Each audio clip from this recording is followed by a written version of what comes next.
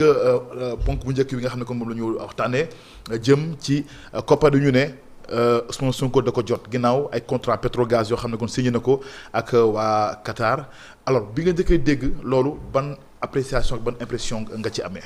Bon, il y a d'abord deux lectures yoo xam ne il faut les faire ndaxte entre député bi ba muy wax ak lu coow li bi commencé il s'est presque passé 10 jours donc loolu ngay njëkk a constaté. Pourquoi il s'est presque passé 10 jours? De deux choses l'une, ou bien c'est une information qui a été noyée dans le flot d'informations yu fi jot a jàll ba kenn bàyyiwu ci xel, ou bien les gens ont sciemment fait de ne pas traiter l'information. Léegi nag ndaxte mbir mi du ministre du pétrole et des énergies. Oui, absolument. Maintenant, moi, je pense que c'est l'info qui est parue le plus important. L'info bu si gënoon am solo xëy na pour ñenn ñi moo tax bii nii kenn bàyyiwu ci xel parce que bis boobu noonu Félix Antoine Diome mu ngi annoncé ni 3e tranche woyofal bi ñu ngi koy supprimer. Absolument. Kon nag xëy na damaa jàpp ni sama njort donc de bonne foi je me dis que médias yi ils se sont beaucoup plus focalisés sur ça que sur cette info loolu moo tax loolu am na. C'était ñu xëy Antoine Diome annonce la suppression de la 3e tranche et tout waaw. Maintenant, moi personnellement, le lendemain de cette activité, Madiambal Diagne présentait son dernier livre, Boumoubinossi Amadouba. Madame, bon, comme il y avait beaucoup de journalistes, je suis sûr que vous allez parler de la suppression de la 3e tranche, mais il y a quelque chose de plus important qui s'est passé là-bas, vous allez tous passer à côté. Et j'en ai parlé avec quelqu'un. Je me dit, ah bon, bon, il se passera deux choses. Ou bien vous n'allez pas le relayer ou bien ak yooyu noonu te boo deful ndànk maintenant il s'est passé une semaine après loolu pour que Madiambal en fasse une. Donc temporalité ak chronologie boobu day baax quoi après la chronique de Madiambal dans la soirée ñu invité fi Cheikh Yérim Seck mu yokk ci loo xam ne nit ñi xamuñu ko woon donc maintenant on est passé de quelqu'un a reçu un financement pour renégocier les contrats pétroliers et gaziers à quelqu'un, ce montant c'est 20 millions de dollars. 20 millions de dollars, moi 12 milliards de francs CFA. Donc voilà comment les choses sont devenues virales. Et mon une nouvelle accusation, justement. Bon, pas une nouvelle révélation. Je préfère révélation que accusation. Maintenant, après, xam nga da ngay delluwaat ci l'homme Ousmane Sonko. Yàgg nañ di wax ay mbir ci ñoom. On avait parlé ici de l'affaire Tullow Oil.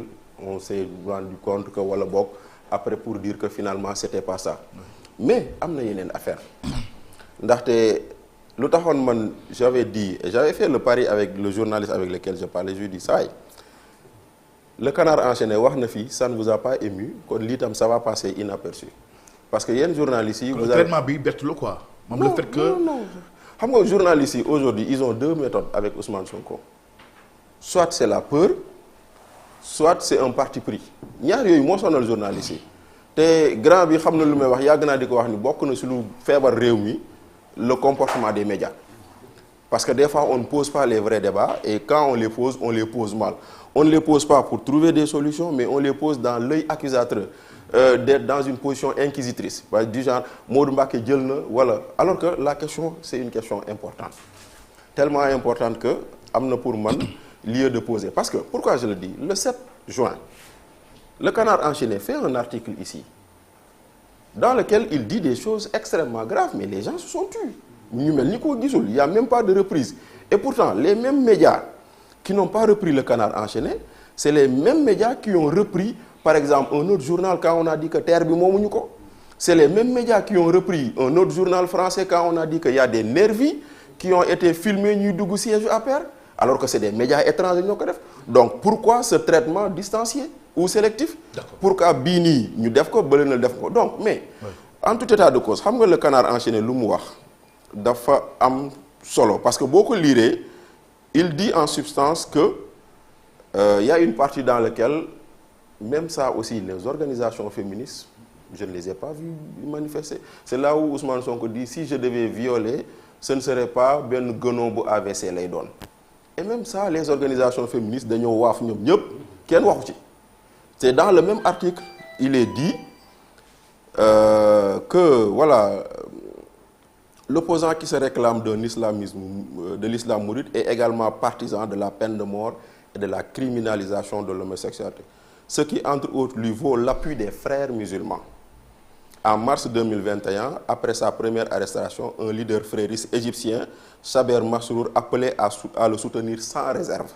Après, ils ouvrent les guillemets, il dit « L'argent du Qatar, principal bailleur des frères musulmans, inonde le Sénégal pour convaincre les mourides de soutenir Ousmane Sonko. » Ba mu ñëwee fii c'est passé comme ça kenn waxu si mu mel nii loo xam ne lii nii on a voulu se boucher les oreilles se boucher le nez de ne pas en parler donc moo tax bii ba mu ñëwee j'ai bien aimé par exemple la position de Madiambal qui dit voilà un autre scandale qui risque de passer sous silence parce que médias yi waxuñu si organisation de défense des droits de l'homme ou qui gère ou qui lutte contre la transparence ñoom ñëpp dañ si nopp maintenant nag questionnement yooyu yëpp nag lañ tegu fii nii parce que bu leen fàtte ni Moutbane en 2022 septembre taxaw na fi wax d'un financement malaisien de 5 milliards kenn démentirul kenn gisul plainte kon nag bii tam bu ñëwee kenn dégguñu ko wax mais maintenant bii lu ma siy xaar te loo xam ne j'espère que les médias vont nous édifier le député en faisant cette annonce il a dit que waa ji bind na président de la République pour demander la protection mais quel est le journal ou quel est le média qui a essayé de prendre la version de la présidence pour xam ndax la lettre existe ou les avocats donc il y a énormément de choses à dire autour de cette affaire finalement. Oui alors Badou ban appréciation ci nouvelle accusation yi ou supposée accusation ci kaw Ousmane Sonko.